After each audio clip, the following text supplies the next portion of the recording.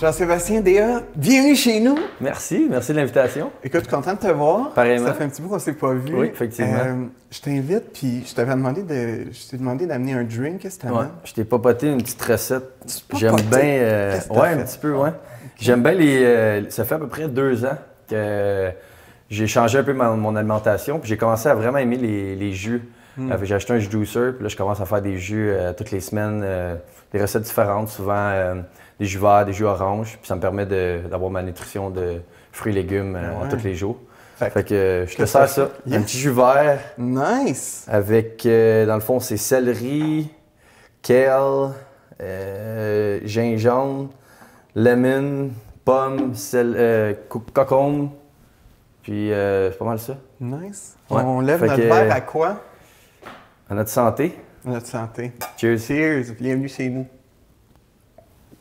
Donc, JS, ce que j'aime avec toi, en fait, c'est qu'on peut démystifier certains mythes. Tu es un joueur de hockey. Ouais. On penserait pas déjà que tu amènerais un jus vert. Moi, je m'attendais à du champagne, genre. Non, c'est ça. D'où tu viens? Comment on se rend là? Tu viens, je pense que tu viens de la prairie. Dans ton enfance, est-ce que ça a toujours été un rêve? Quel genre d'enfant tu étais? Écoute, moi, je te dirais, j'ai commencé à jouer au hockey, j'avais peut-être 2-3 ans. Mon père, c'est un joueur de hockey aussi. Il a joué junior majeur. Fait que ça a été tout le temps un peu un sport de famille. Je me souviens, j'ai grandi à 3 ans. Je jouais déjà dans une ligue avec des gens plus vieux. Puis j'ai commencé à jouer mon hockey mineur à la prairie. Puis j'ai grandi là-bas. Puis écoute, je te dirais que le hockey était une grosse partie de ma vie. J'avais le soccer aussi un petit peu. Durant les étés, j'avais le hockey, le soccer. J'étais super bon en plus au soccer. Je jouais pour Team Québec. Je sais pas si j'aurais pu faire une carrière de soccer, mais à un moment donné, mes parents ont dit écoute, là, je passais d'un tournoi de soccer, un tournoi de hockey, un tournoi de hockey, un tournoi de soccer. Puis là, mes parents, à un moment donné, le taxi commençait à être tanné. Fait qu'ils m'ont dit écoute, faut que tu prennes une décision, savoir qu'est-ce que tu veux continuer comme sport. J'ai fait le bon choix d'après moi. Fait que j'ai commencé à mettre plus de temps dans le hockey. Évidemment, les entraînements ont commencé, puis je te dirais que la vie était basée sur le hockey depuis que je suis tout jeune. Donc, est-ce que, parce que j'entraîne pas mal d'athlètes, puis as-tu l'impression qu'en étant dans le sport, puis en étant dans cette discipline-là, des fois, tu as passé dans ton enfance à côté de certaines choses? C'est drôle que tu dis ça parce que depuis que je suis jeune, j'ai tout le temps l'impression, quand je pars pour ma saison, évidemment, j'aime ça et tout ça, mais j'aurais aimé ça quand même vivre un peu le thrill de à l'université, habiter à Montréal, avoir des colocs, aller à des travaux d'équipe. Même si tu me donnes un cahier, faire des devoirs présentement, je te dis, non, ça me tente pas. Mais juste, on dirait, quand mon frère m'en parle, je suis comme, profite-en, puis va habiter à Montréal, fais des choses que j'aurais aimé ça faire, tu sais. C'est la petite seule chose que les gens vont dire, mon Dieu, t'es fou de penser que tu pensais à l'école pendant que tu vis ton rêve, mais c'est une partie de ma vie que peut-être j'aurais aimé ça, avoir une vie un peu comme tous les autres personnes de mon âge. Mais évidemment, je suis choyé de faire ce que je fais. Mais je trouve, c'est vrai que tu es choyé, puis en même temps, pour plein de kids ou de gens qui admirent le monde au top, ce qui revient souvent, c'est, moi j'aime bien Céline. Céline a dit tout le temps, moi j'aime ça venir à Montréal, puis aller chercher mes petites tomates, puis tu sais, mon Dieu, mais après avoir 8 bonnes qu'il fait. Non, c'est ça. Puis toi, tu me dis, tu sais, il me semble que j'aimerais ça faire des petits travaux d'école. Ouais, c'est ça. Non, mais c'est intéressant parce qu'au final, ça vient tout le temps à la base. Exactement. Faut retrouver, c'est important, je trouve, de retrouver notre cœur d'enfant. Faire des choses qu'on faisait quand on était jeune, que là, soit tu reportes ou tu dis, je vais refaire une autre fois, puis finalement, ça t'accumule les années, puis tu le fais pas. Exact. Mais c'est des choses que justement, qui t'ont rendu heureux à ton enfance, qui t'ont porté justement à devenir la personne que tu es aujourd'hui. Puis je pense que justement, c'est important de retourner aux sources, puis à la base. Je pense que c'est là que tu retrouves un peu de l'happiness dans tout ça. Quand justement aux sources, tu étais quel genre de kid? Est-ce que tu étais un gars confiant? Étais-tu un gars angoissé? Écoute, j'ai jamais été vraiment angoissé. J'étais vraiment super tranquille. Mon père était quand même strict. Fait que à l'école, j'essayais d'avoir des bonnes notes. Ça marchait pas toujours, mais j'essayais de me forcer. J'étais tranquille, j'étais ami à tout le monde. Mes parents m'ont bien élevé, ils disaient merci. J'enlevais mes souliers, j'arrivais, j'enlevais ma casquette à la table. C'est tous des petits détails que rien de trop fou, mais j'étais tranquille comme personne parce que je savais que si je faisais un faux pas, j'arrivais à la maison, mon père allait m'attendre. J'ai quand même été sage. Pas nécessairement une grosse confiance en lui, mais moi, j'étais un jeune qui voulait juste jouer au hockey, fait que j'allais à l'école. j'avais mes amis de hockey, mais en bout de ligne, mon entourage, tout ça, tout était basé dans le fond sur le hockey, puis atteindre mon rêve un jour. Ouais. Nos blessures de l'enfance, on en a tous certaines. Ou en tout cas, des fois, le monde dit non, je pense que j'en ai pas, mais là, il me semble que ça devrait être plus simple. Ouais. Soit du rejet, des fois de l'abandon, de l'abus, peu importe. Tu parles de ton père qui était strict. Souvent, la rigidité, comme tu dis, amène une certaine forme de. Puis d'un autre côté, on dirait qu'on ne peut pas se laisser aller. Ouais, c'est ça. Toi, ça a créé quoi avec ton père ou en général? Ben, peut-être que je suis arrivé à un certain âge jusque j'ai peut-être voulu aller contre, peut-être pas la loi, mais de rebeller un petit, de certains sens. Des choses que peut-être qu'aujourd'hui je ne ferais pas, ben là, je me suis peut-être essayé ou des petites choses comme ça. Le fait d'avoir été tellement dans un environnement cadré, strict, que des fois, peut-être dans le passé, j'avais le goût d'aller à droite au lieu de rester sur le droit chemin, ou des fois, c'est des petits détails où j'avais une tournoi de hockey la fin de semaine, c'est la fête d'un de mes amis, j'étais le seul qui ne pouvait pas dormir là parce que mon père voulait que je sois en forme, mettons, pour ma fin de semaine, des trucs comme ça. C'était performance. Oui, c'est ça. Puis en voulant dire que je le remercie aujourd'hui parce que probablement que si je n'avais pas fait ces choses-là, j'aurais peut-être trop dévié à droite puis je ne serais pas là aujourd'hui. Fait que je pense que l'encadrement était excellent. Je ne sais pas si j'offrais ça avec mes enfants parce que je pense que on change avec les années. On est en 2020 aujourd'hui, on n'est plus comme dans le passé. Puis je pense que je ferais peut-être autrement, mais quand même, je garderais une espèce d'encadrement quand même, parce que je sais que j'ai vu avec moi que ça a marché, puis je pense que je le remercie d'avoir fait ces sacrifices-là. Dans le fond, en étant strict, ça m'a permis de faire des sacrifices qui m'ont amené à réaliser mon rêve. Il avait une bonne intention. Oui, exactement. C'était jamais un bon fond, Oui, exactement. C'était jamais de mauvaise intention. Il voulait que son garçon y réussisse, puis en voulant dire qu'il a bien fait ça. Puis un gars qui est élevé dans le hockey, qui est strict, qui a un père... T'as-tu été prêt de tes émotions ou t'as justement été un... Non, c'est ça. C'était vraiment pas cacher mes émotions, mais je ne voulais pas trop en parler. Puis évidemment, j'avais pas beaucoup d'expérience de vie autre que juste le hockey. Je jouais au hockey la fin de semaine, la semaine, je jouais au hockey. Fait qu'on dirait que tout était englobé par rapport au hockey. C'était ça ta vie, genre. Fait que c'était juste ça ma vie. Fait que c'est dur de vivre que ce soit une déception parce que... même si j'avais une mauvaise note à l'école, c'est pas grave, moi dans ma tête, je voulais jouer au hockey. Fait que c'est pas comme quelqu'un de peut-être normal que il a pas réussi peut-être à travailler ou il a coulé un examen puis ça va affecter ses notes dans le futur. J'ai comme pas vécu ces genres de trucs-là. Donc c'est dur pour moi de dire écoute, à ce moment-là, mes feelings, mes émotions, c'était être sage, jouer au hockey, puis atteindre mon rêve. Puis moi, j'étais sur une voie, j'écrivais dans mes examens à l'école. Moi, je vais jouer dans la Ligue nationale, puis c'était ça, mes profs le savaient. Puis j'avais rien d'autre en tête à ce moment-là. Fait que tu as eu un goal dans la tête, il faut que c'est dessus, puis tu l'as fait. C'est ça. En même temps, aujourd'hui, le gars que j'ai devant moi, si je te dis tu n'es pas un joueur de hockey, tu te définis-tu par autre chose? C'est sûr que là, tranquillement, pas vite, je pense qu'au début de ma carrière, tu es un peu aveuglé par rapport à tout ça. Puis je trouve que en grandissant, puis en vieillissant, puis évidemment en maturant, tu réalises que c'est pas juste le hockey qu'il y a dans la vie, parce que le hockey, ça va se terminer à 30, 35 ans, 40 ans max. Puis après ça, il y a un autre step de ta vie que là, il faut que tu sois capable de pas arriver, frapper un mur parce que là, toute ta vie, c'est le hockey. Puis là, du jour au lendemain, tu ne l'as plus. Puis au début, tu es un peu naïf. Tu te dis, il me reste encore 15 ans de carrière. Puis tu as l'impression que la fin, c'est dans longtemps.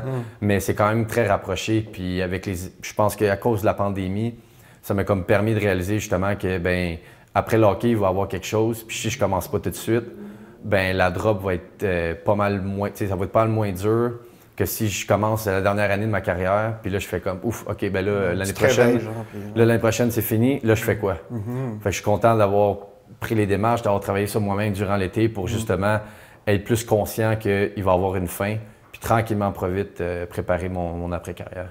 C'est fascinant comment on blase beaucoup cette pandémie-là, puis ça a amené vraiment de la noirceur. Mais ironiquement, moi, tous les gens que je rencontre, il y a eu tellement de déclics qu'il faut quasiment remercier cette pandémie-là à certains niveaux. C'est ça, tu sais. Évidemment, il y a des situations poches. Tu peux moins interagir, tu peux pouvoir voir tes amis, des trucs comme ça. Mais je pense que c'est là que tu réalises qu'on prenait ça pour acquis. Avant un lundi soir, tu peux être au restaurant à Montréal, le lendemain, tu peux être en Floride. Puis là, ça te permet juste de réaliser que, OK, wow, là, on prenait ça vraiment trop for granted. Puis là, tu réalises que c'est plus que ça. Puis là, les moments que tu passes avec tes amis, c'est plus important. Plus apprécié, là. Exactement. Puis je pense que ça a fait en sorte que j'ai tissé des bons liens avec mes amis, devenir encore plus proches. J'ai fait un ménage aussi dans mon cercle d'amis, de m'entourer des meilleures personnes justement pour aller de l'avant, puis que ce soit à court terme et long terme.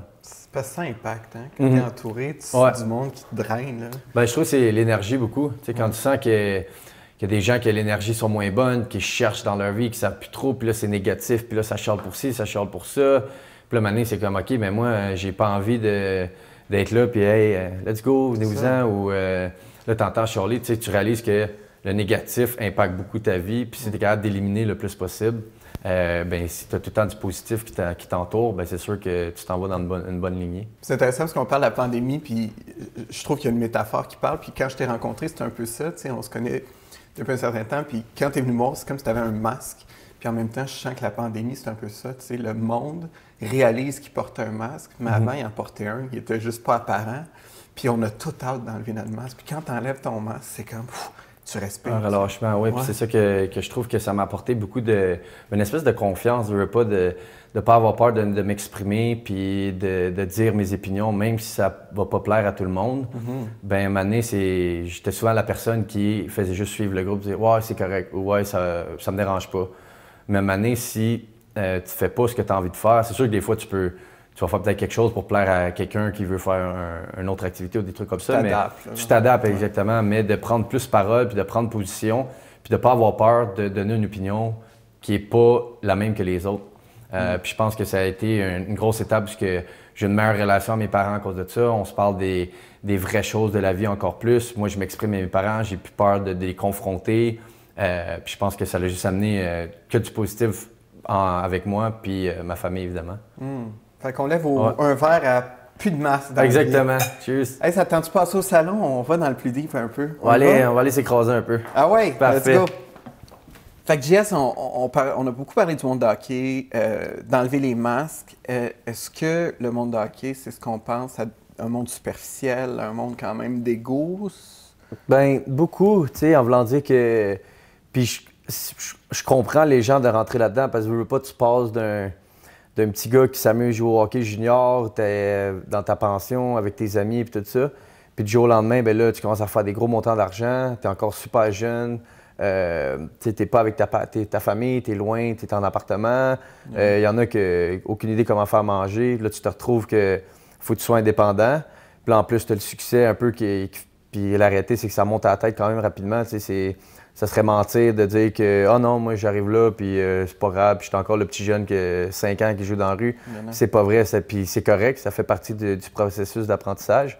Tu trouves-tu que ça, justement, parce qu'on voit beaucoup de vedettes déraper, c'est ce montage à la tête-là, c'est tellement sournois parce que tu t'en rends pas trop compte, mais là, le monde te regarde différemment. Exactement. Là, tu te dis « Écoute, je suis quelqu'un, moi. » C'est ça, puis c'est dur de quand même juste laisser ça de côté parce que ça devient comme un peu au quotidien que c'est tout le temps comme ça. Puis quand tu es jeune, ben, tu n'as pas la maturité pour dealer de la bonne manière. Puis c'est souvent avec le temps que là, tu réalises que finalement, j'ai peut-être été too much ou tu réalises certaines choses. Mais je pense que c'est correct, ça fait partie du processus d'apprentissage de la vie. Puis l'important, c'est d'être capable d'un peu de le détecter, comme je dirais, le plus vite possible pour être capable de, justement, mettre un stop à ça, de réaliser que c'est bien qu'est-ce que tu as, mais qu'aussi, il faut redevenir un peu plus transparent puis humble par rapport à qu'est-ce que tu fais. Puis après ça, sky's the limit, selon moi. Je pense que ce que tu me diras si tu es d'accord, mais je trouve que c'est tellement plus attirant, quelqu'un d'humble, qui rentre en quelque part, qui pourrait se la péter. Puis là, t'es comme, wow, c'est tellement une bonne personne que l'autre qui se la pète, t'es comme, ouf, décevant. Là. Exactement. Puis souvent, c'est ça que tu vois quand tu as quelqu'un qui rentre dans un endroit, tu n'as aucune idée c'est qui.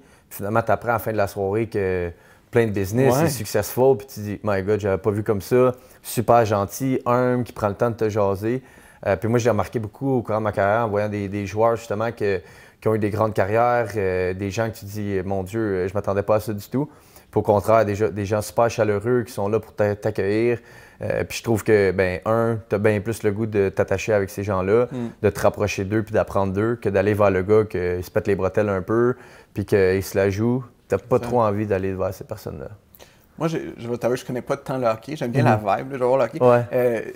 Qui, dans les joueurs de hockey, tu peux te dire qu'il y a un joueur que tu as ressenti ça, là, de très connu, que tu es comme wow? Ben écoute, c'est drôle parce que moi, en grandissant, Crosby, c'était mon idole quand j'étais junior, puis tout ça.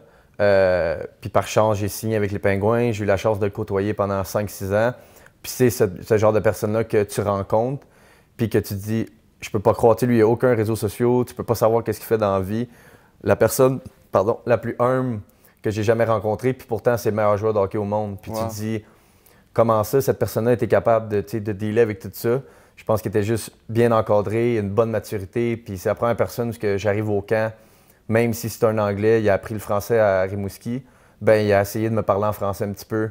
Puis tu vois l'encadrement, parce que je me souviens m'amener, j'étais avec Pittsburgh pendant une couple de semaines, c'était le break de Noël, puis il était comme « Hey, veux-tu venir dans mon avion? Je vais retourner à Montréal le plus vite possible. » Avec Chris aussi qui était là.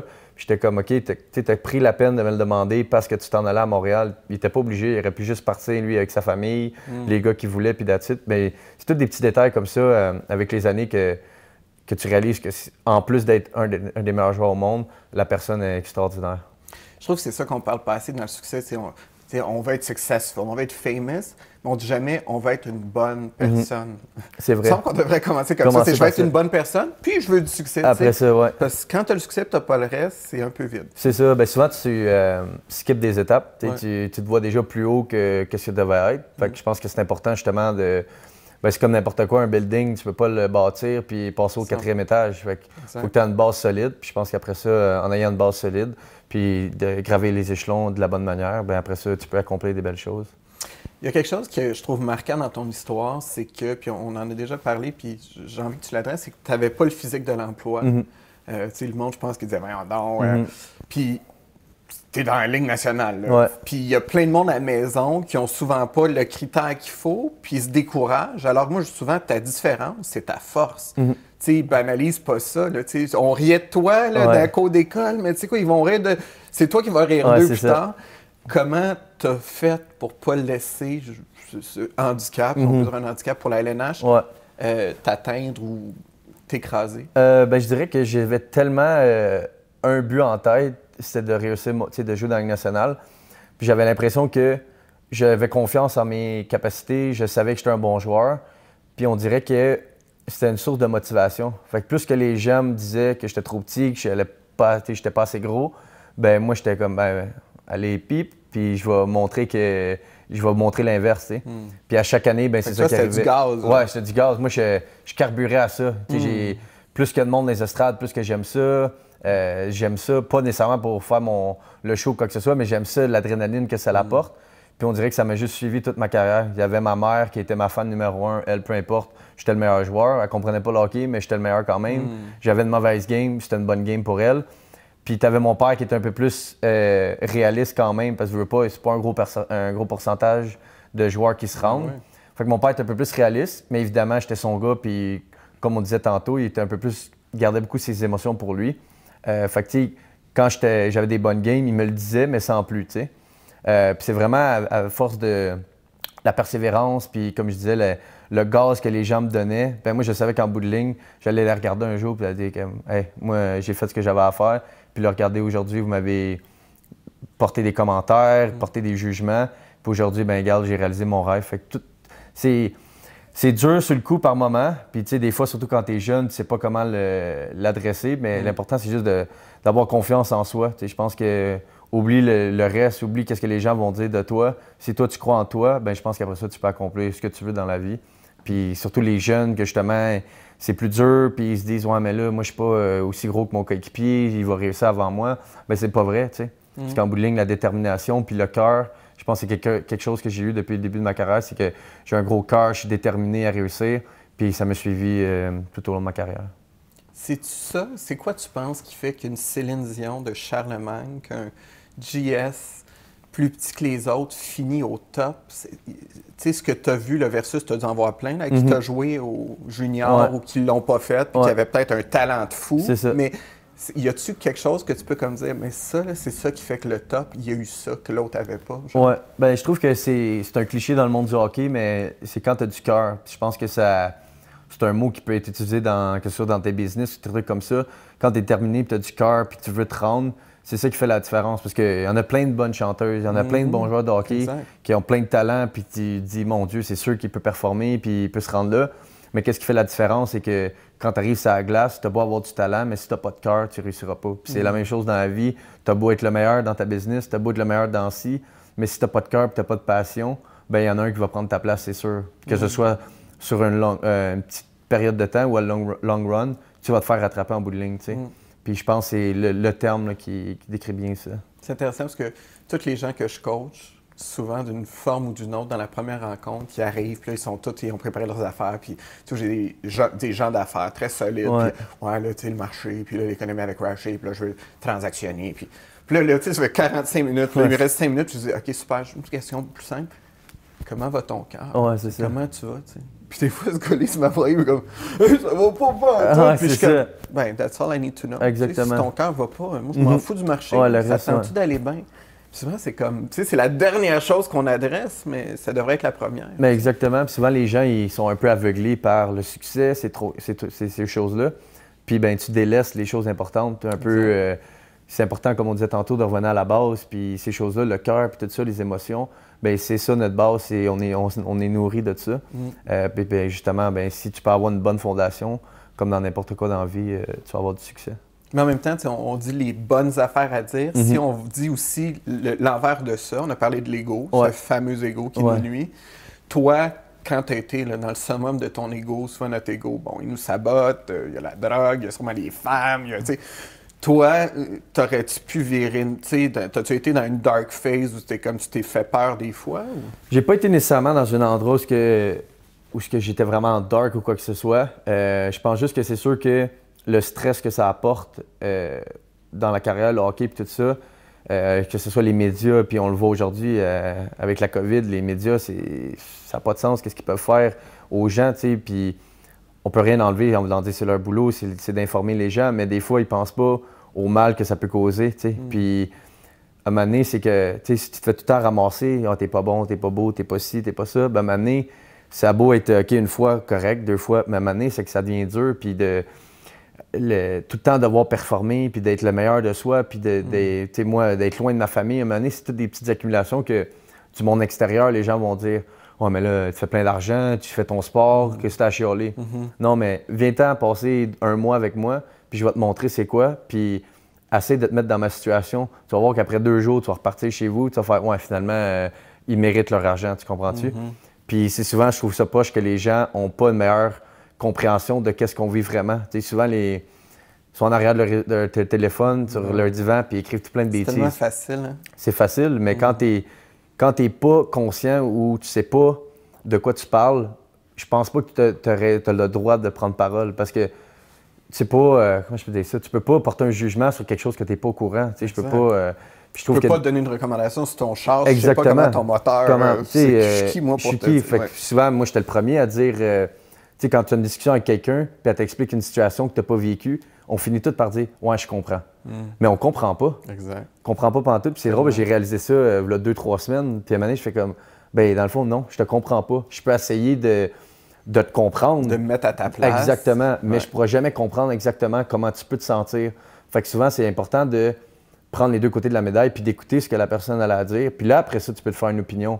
Mais tu peux pas te faire une opinion avant de savoir qu'est-ce qu'il y en est. Souvent, les gens, ben ils oublient ça, puis ils portent souvent des jugements, puis ben, ça donne que ça donne ces réseaux sociaux aujourd'hui. Puis on disait, tu sais, plus jeune, tu étais moins dans les émotions. Puis est-ce que, vu qu'on est dans la vulnérabilité, tu te rappelles d'un moment, mettons, tu étais à New York ou Pittsburgh, je sais pas trop, que tu étais dans peut-être ton condo, puis que tu t'es écroulé en pleurant, puis tu étais comme tu te sentais tout seul? Y a-tu des moments où ça a été vraiment tough? Il n'y a pas des moments pendant le hockey, parce qu'on dirait que j'avais pas... j'étais pas assez vulnérable à ce moment-là. Puis c'est vraiment depuis que j'ai arrêté la saison l'année dernière qu'avec le temps cet été, ben j'ai un peu découvert un peu plus mon côté de moi, d'être plus vulnérable, d'être plus sensible. C'est correct d'avoir de la peine, c'est correct de pleurer. Puis c'est pas parce que t'as une image de gars tough qu'il faut jouer au hockey, ben t'as le droit de pleurer parce que c'est correct. C'est des émotions que tous les gens méritent de vivre. C'est pur. Puis exactement. Tu dirais pas à ton enfant, tu sais, pourtant le bébé, il est pur. Exactement, c'est ça. Puis c'est drôle parce que maintenant, j'écoute des films, puis il peut y avoir des moments plus touchants, des trucs de même. Puis là, des fois, ben, je le ressens, cette émotion-là. Je vais peut-être avoir les yeux pleins d'eau, je vais devenir un peu plus sensible à ces choses-là. Ou ce qu'avant, je regardais ça, puis ni chaud ni froid, puis ça passait dans le beurre, tu sais. Puis je trouve que c'est un beau côté de moi que je ressors, qui fait en sorte que ben, ça me rend une meilleure personne, tu sais, d'être plus vulnérable, d'être plus sensible. Puis ça fait, justement, j'élimine le côté superficiel de joueur de hockey, tough d'une image, mais il y a aussi vraiment un côté de moi qui est plus sensible, qui est plus là, qui est plus vrai. Puis je suis super content d'avoir trouvé ça. Mais tu vois, c'est vraiment pour ça que je voulais que tu viennes, parce que je trouve que ce que tu es en train de réaliser là, c'est la plus belle leçon de vie, tu sais. Au lieu d'être dans le ni chaud ni froid, là, tu vas dans la vraie vie, là, puis t'es comme « Hey, je ressens des choses. » Ben, c'est ça la vie, c'est de ressentir, c'est de s'éblouir, c'est de s'émerveiller, c'est de pleurer.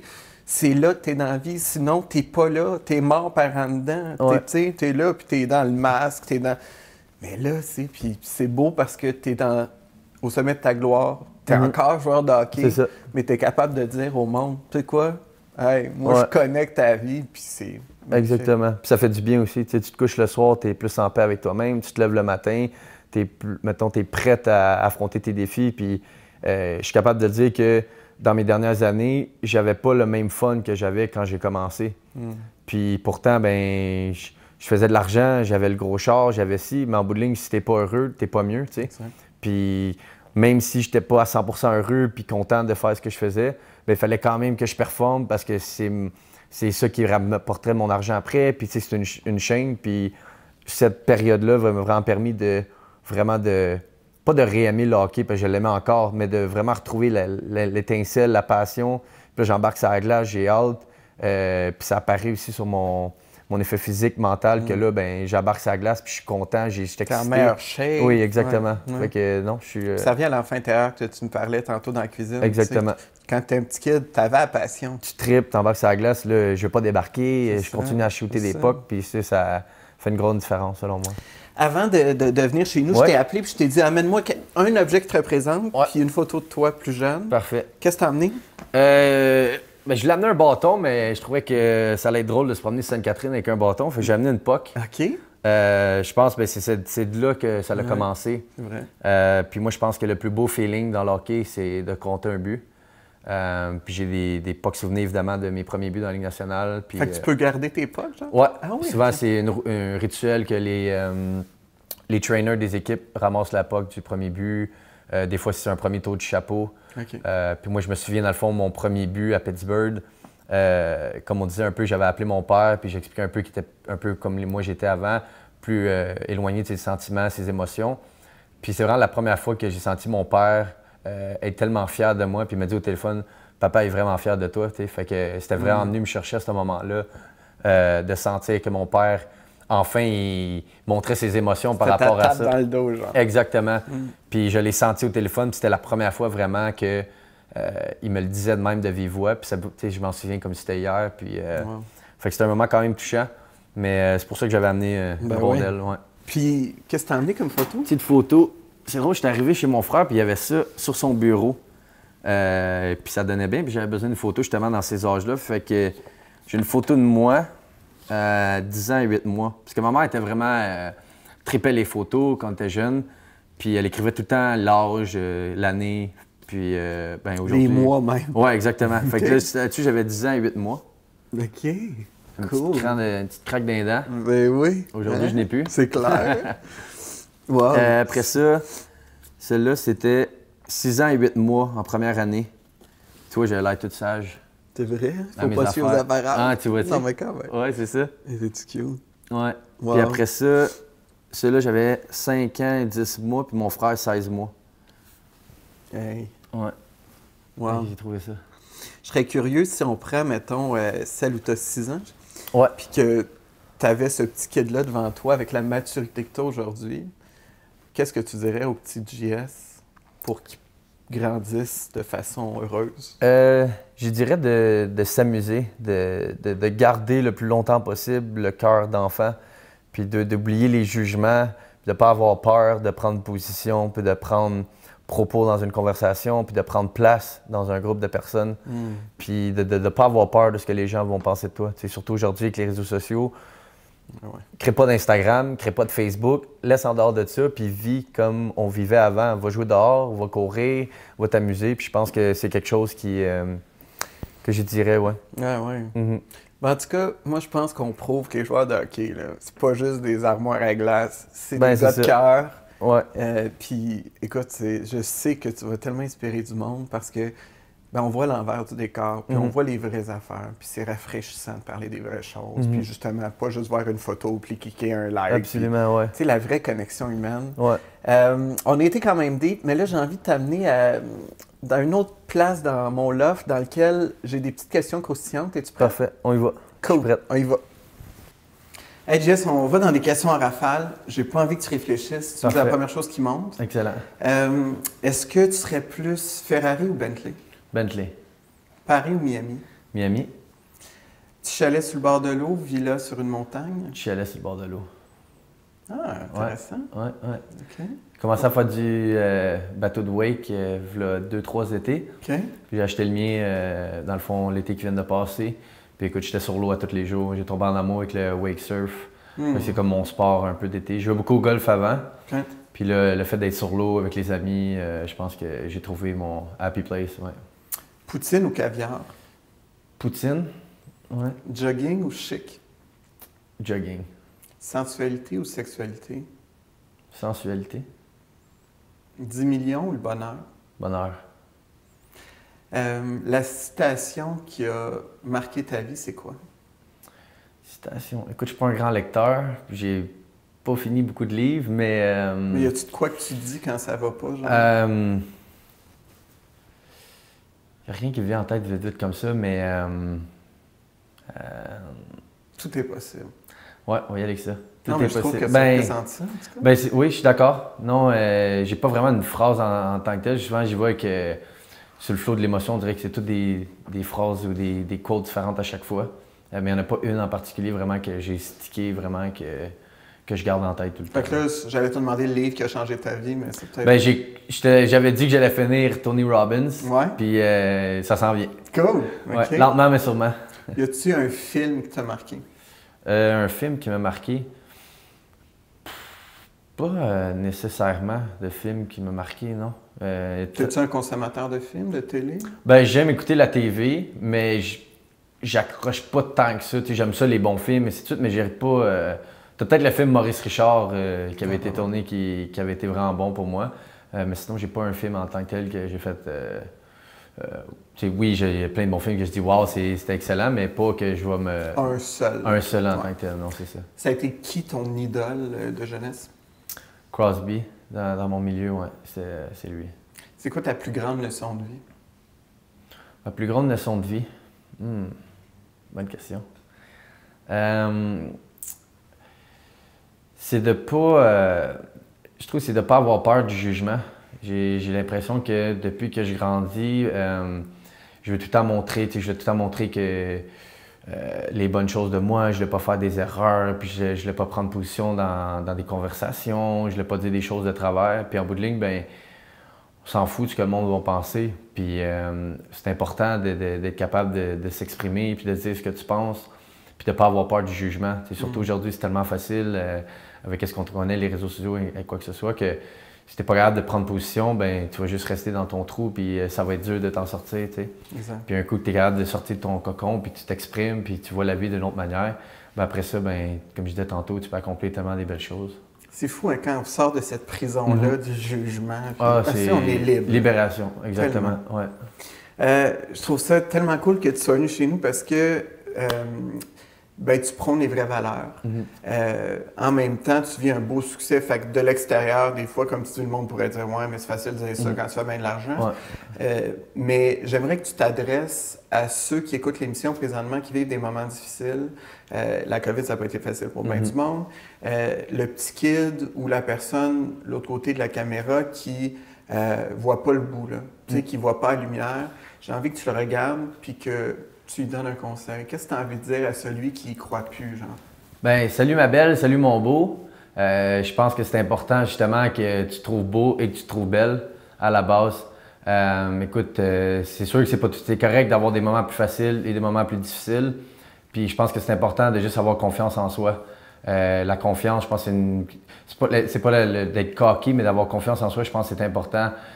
D'oublier les jugements puis de s'entourer des bonnes personnes. Si tu as des amis ou des gens dans ton entourage que tu files pas, que tu te sens pas bien quand tu es alentour d'eux, ben n'aie pas peur de soit les confronter ou d'en parler ou de juste les éliminer de ta vie. Puis il n'y a rien de mal à ça. Tu sais, du jour au lendemain, tu peux décider que c'est correct de changer d'amis, c'est correct de dire écoute, moi ça n'avait pas me chercher, puis c'est correct de les laisser de côté. Je pense que changer de cercle d'amis, s'entourer des bonnes personnes qui vont t'amener du positif, qui vont croire en toi, pas juste toi-même, ben après ça, je pense que tu peux accomplir des belles choses. Puis c'est ça, je souhaite du bonheur.